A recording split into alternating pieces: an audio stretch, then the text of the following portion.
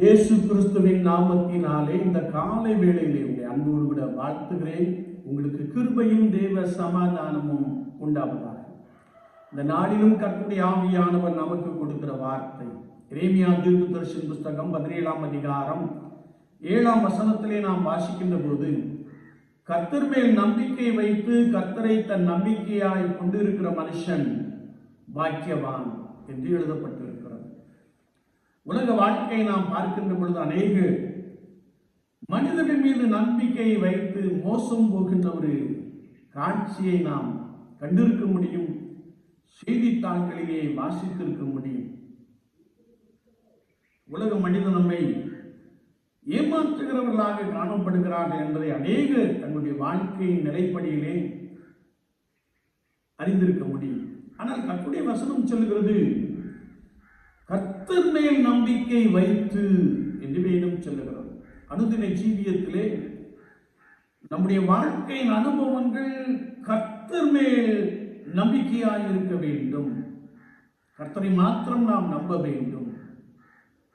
எனவேதான் நாம் வேதத்திலே வாசிக்கிறோம், நீரே என் நம்பிக்கை என்று தேவ மனிதன் சொல்லுகின்ற ஒரு வார்த்தை நாம் வாசிக்க முடியும்.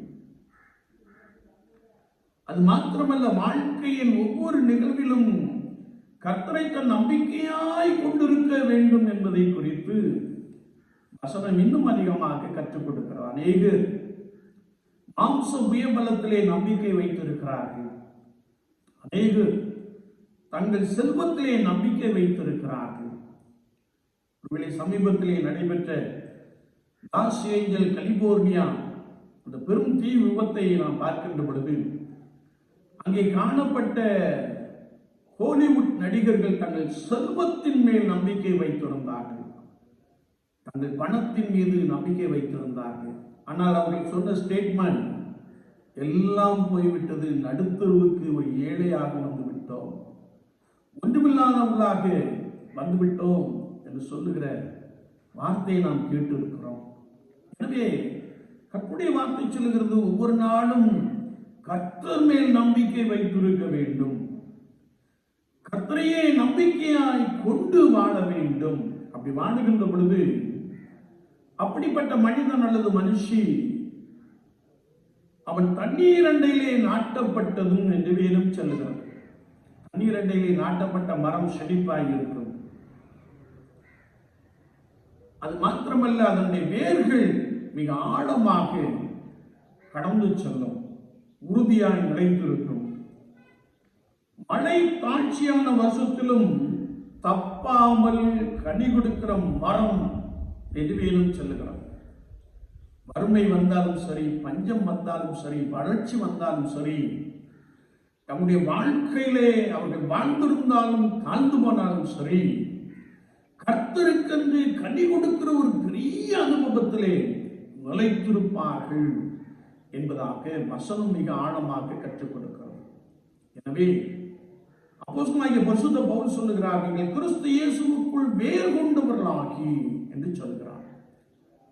விசுவாசம், நம்முடைய நம்பிக்கை கர்த்தர் மேல் பலமாய் இருக்கின்ற பொழுது, சூழ்நிலை எதுவாய் இருந்தாலும் கர்த்தருடைய ஆவியானவர் நம்மை நன்றாய் நடத்திவிட போதுமானவராக இருக்கிறார். நம்முடைய அனுதின வாழ்க்கையின் தேவைகளை சந்திக்கிறார். அவர் நம்மோடு கூட இருந்து நம்மை பலமாய் ஆசீர்வதித்து வழி நடத்துகிறார். இந்த காலை வேளையிலே நீங்கள் மனிதன் மீது நம்பிக்கை வைத்து எல்லாத்தையும் இழந்து போன ஒரு நபராய் காணப்படலாம்.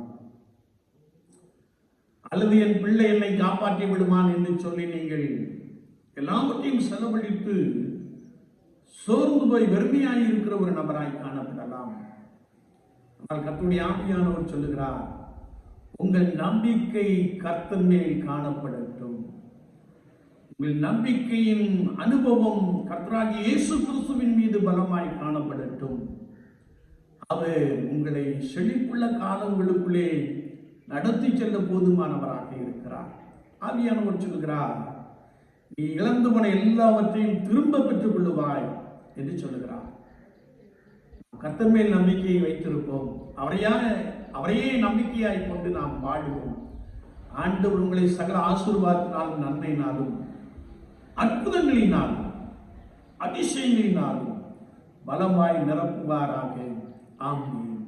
ஆமென். நாம் ஜெபிப்போம். நேசிக்கும் நல்ல ஆண்டவரே, இந்த புதிய நாளுக்காய் ஸ்தோத்திரம். வார்த்தைகளை கேட்டவர்களுக்காய் ஸ்தோத்திரம். பலப்படுத்தும். உம்மை நம்பி உம்மிலே பலன் கொள்கிற அனுபவத்தால் நிறைந்தவர்களாக காணப்பட கிருபை தாரும். இப்பொழுதும் நான் என்ன செய்வேன் என்று சொல்லி ஏங்கிக் கொண்டிருக்கிற நபர்களுக்காக நோக்கி மன்றாடி ஜெபிக்கிறோம். அவர்கள் உம்மை நம்பி சகல நன்மைகளையும் திரும்ப பெற்றுக்கொள்ள பரிசுத்த ஆவியானவர் உதவி செய்கிறேன். நாங்கள் உமக்கு ஸ்தோத்திரம் செலுத்துகிறோம். வார்த்தைகளை கேட்டவர்களை, உம்மை நம்புகிறவர்களை இரண்டத்தனையான ஆசீர்வாதங்களினாலே நிரப்புவீராக. ஆமென். ஆமென்.